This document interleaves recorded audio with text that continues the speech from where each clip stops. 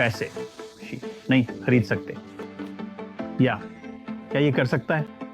मेरा मतलब है, मुझे जीवित रहने के लिए पैसे की ज़रूरत है, जैसे आश्रय, खाना, स्वास्थ्य देखभाल और बहुत सी चीज़ें जो मुझे वास्तव में पसंद हैं, उनमें पैसे लगते हैं। मेरा आईफोन, आरामदायक बिस्तर, chocolate chip, cookie dough, ice cream.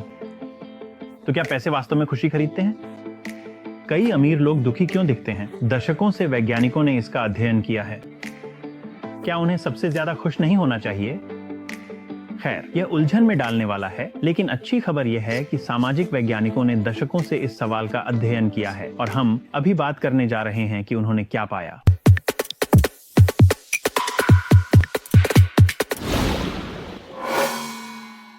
नमस्ते, ह्यूमनिसिटी में आपका स्वागत है। मैं टिम हूं और यह हमारी खुशी पर पहली श्रृंखला का दूसरा वीडियो है। अब चलिए पैसे और खुशी के रिश्ते में गहराई से उतरते हैं और इसे वैश्विक स्तर पर देखते हैं। 1970 के दशक में, वास्तव में जब मैं जन्म लेने में व्यस्त था, एक अर्थशास्त्री रिचर्ड ईस्टरलिन 19 विभिन्न देशों में खुशी का अध्ययन कर रहे थे। उन्होंने पाया कि उच्च आय वाले लोग आमतौर पर उन लोगों की तुलना में अधिक खुश थे जो कम कमाते थे।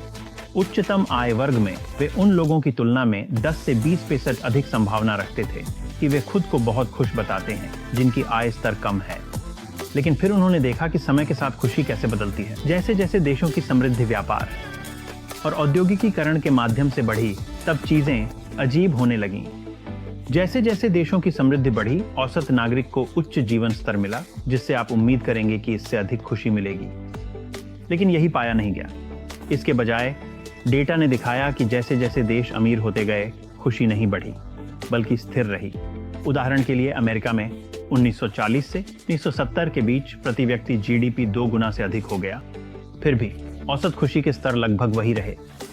तो एक ही देश में एक ही समय पर पैसे वास्तव में खुशी खरीदते हैं। लेकिन अगर आप समय के साथ बदलावों को देखें तो जनसंख्या सिर्फ इसलिए खुश नहीं होती क्योंकि औसत नागरिक अमीर हो जाता है, तो पैसे खुशी नहीं खरीदते। तो ये क्या है? यह खोज इतनी महत्वपूर्ण थी कि इसे ईस्टरलिन विरोधाभास के नाम से जाना जाने लगा। मेरा मतलब है, आप जानते हैं, जब आपके नाम पर एक विरोधाभास रखा जाता है तो आप अकादमिक दुनिया में सफल हो गए हैं।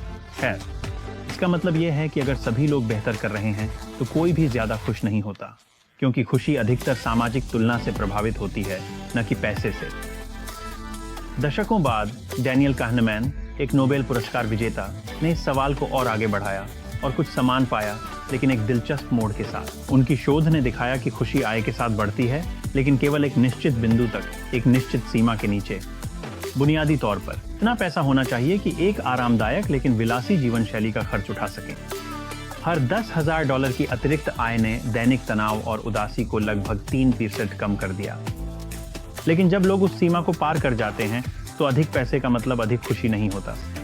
उन्होंने इसे खुशी का पठार कहा और निष्कर्ष निकाला कि जब बुनियादी जरूरतें पूरी हो जाती हैं तो अतिरिक्त धन ज्यादा फर्क नहीं डालता।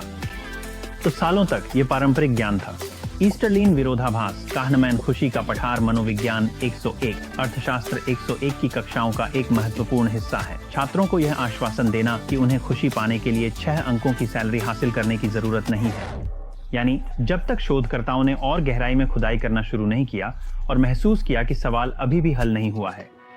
पहले अर्थशास्त्र में बेट्सी स्टीवेंसन और जस्टिन वोल्फर्स, एक आर्थिक शक्ति युगल, ने चीजों को हिला दिया। ईस्टरलिन विरोधाभास को अपडेटेड डेटा और नए तरीकों के साथ चुनौती देकर कोई विरोधाभास नहीं पाया गया। जैसे जैसे आय बढ़ी, खुशी भी बढ़ी, व्यक्तिगत और राष्ट्रीय स्तर पर, और दोनों ही सापेक्ष और निरपेक्ष आधार पर। खुशी आर्थिक विकास की तरह तेजी से नहीं बढ़ी, लेकिन यह बढ़ी जरूर। और हर जगह के अर्थशास्त्री ऐसे थे, रुको। खैर, ज्यादा समझ में आता है।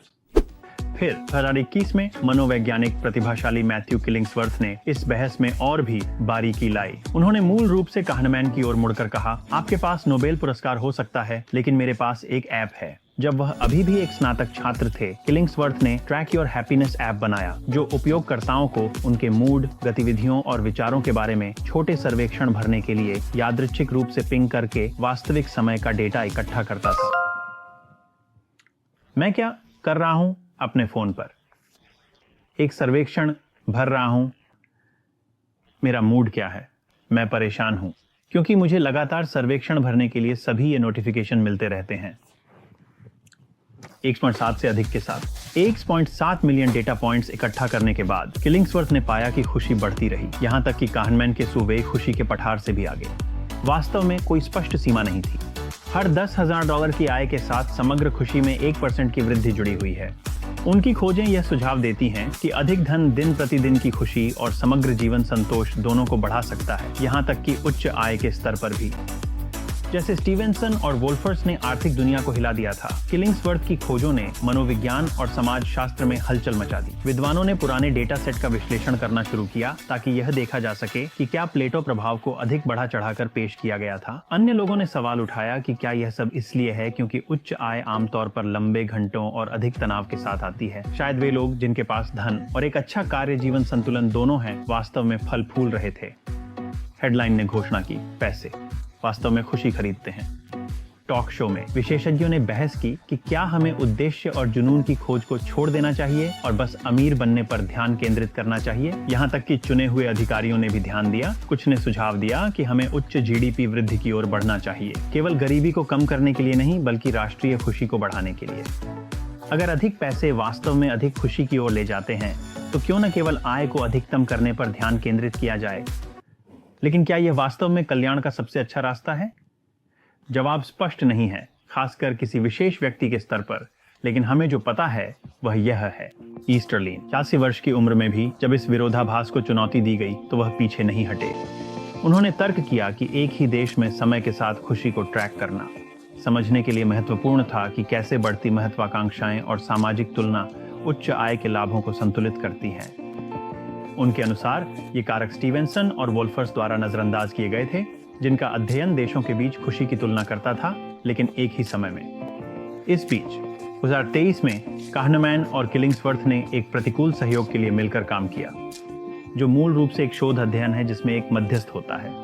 मेरा मतलब है वे मजाक नहीं कर रहे थे। डेटा पर एक और नजर डालने के बाद उन्होंने निष्कर्ष निकाला कि खुशी का प्लेटो मुख्य रूप से सबसे कम खुश 20% लोगों को प्रभावित करता है। इस समूह के लिए अतिरिक्त आय शुरू में असंतोष को कम करती है, लेकिन फिर प्लेटो प्रभाव शुरू होता है, संभवतः गहरे चुनौतियों जैसे अवसाद या नशे के कारण, और उस समय अधिक पैसे बस मदद नहीं करते। तब से किलिंग्सवर्थ ने इस काम को जारी रखा है।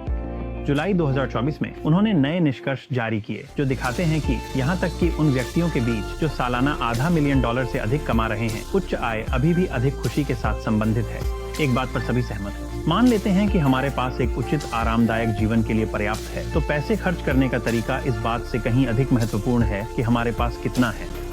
अध्ययन लगातार यह दिखाते हैं कि यात्रा या सामाजिक आयोजनों पर खर्च करना अधिक खुशी लाता है, बजाय इसके कि सामान खरीदने के। उदाहरण के लिए 2015 में एक अध्ययन जिसका शीर्षक था हमेशा हमारे पास पेरिस होगा ने पाया कि जो लोग अनुभवों पर पैसे खर्च करते हैं वे उन लोगों की तुलना में 20% अधिक जीवन संतोष की रिपोर्ट करते हैं जो केवल भौतिक संपत्तियों पर ध्यान केंद्रित करते हैं। और जब उदारता की बात आती है तो छोटे छोटे कार्यों का भी बड़ा प्रभाव हो सकता है। शोध ने दिखाया है कि जो लोग दूसरों पर केवल $5,000 खर्च करते हैं वे उन लोगों की तुलना में काफी अधिक खुश महसूस करते हैं जो इसे अपने लिए खर्च करते हैं। सभी आय स्तरों में निवेश करना और अनुभव साझा करना आपको दूसरों के समान लक्ष्यों को प्राप्त करने में मदद कर सकता है, या दूसरों को देने से लगातार अधिक स्थायी खुशी मिलती है। इसी तरह शोधकर्ताओं ने पाया है कि सामाजिक संबंध और अर्थपूर्ण काम भलाई में आय से कहीं अधिक योगदान करते हैं। तो ये हमें कहाँ छोड़ता है? खैर, ऐसा लगता है कि पैसे खुशी खरीद सकते हैं, लेकिन खासकर जब आप उदास और गरीब हों। हम में से बाकी लोगों के लिए ये मदद करता है, भले ही आय के काफी उच्च स्तर पर। हालांकि जैसे जैसे आय बढ़ती है लाभ धीमे हो जाते हैं, विशेष रूप से जब ऊपर की ओर बढ़ती आकांक्षाएं और सामाजिक तुलना खेल में आती है। लेकिन अंत में पैसे की अपनी कीमत है, लेकिन रिश्ते, अर्थपूर्ण काम और सोच समझकर खर्च करना असली कुंजी है स्थायी खुशी की। अगर आप और गहराई में जाना चाहते हैं तो हमारी अनुशंसित किताबें नीचे हैं। इन लिंक के माध्यम से खरीदारी करने से चैनल की मदद होती है, बिना आपके लिए कोई लागत के। खुशी केवल इस बात से नहीं बनती कि आप कितना पैसा कमाते हैं, यह समाज और समाज की सफलता की परिभाषा से भी प्रभावित होता है। हमारा अगला एपिसोड अमेरिकी सपने की जांच करता है और पूछता है क्या ये वास्तव में हमें दुखी बना रहा है। यहाँ क्लिक करें या नीचे दिए गए लिंक को चेक करें हमारे साथ जुड़ने के लिए। देखने के लिए बहुत बहुत धन्यवाद और अगली बार तक जिज्ञासु बने रहें और इंसान बने रहें।